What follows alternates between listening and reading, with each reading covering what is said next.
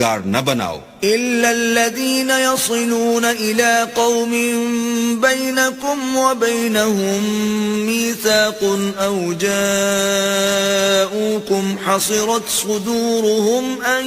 يقاتلوكم أو يقاتلوا قومهم ولو شاء الله لسلطهم عليكم فلقاتلوكم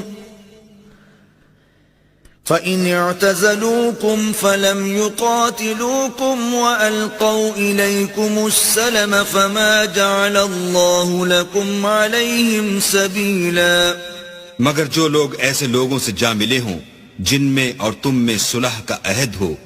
یا اس حال میں کہ ان کے دل تمہارے ساتھ یا اپنی قوم کے ساتھ لڑنے سے رک گئے ہوں تمہارے پاس آ جائیں تو اعتراض ضرور نہیں، اور اگر اللہ چاہتا تو ان کو تم پر غالب کر دیتا تو وہ تم سے ضرور لڑتے، پھر اگر وہ تم سے جنگ کرنے سے کنارہ کشی کریں اور لڑیں نہیں اور تمہاری طرف صلح کا پیغام بھیجیں تو اللہ نے تمہارے لیے ان پر زبردستی کرنے کی کوئی سبیل مقرر نہیں کی۔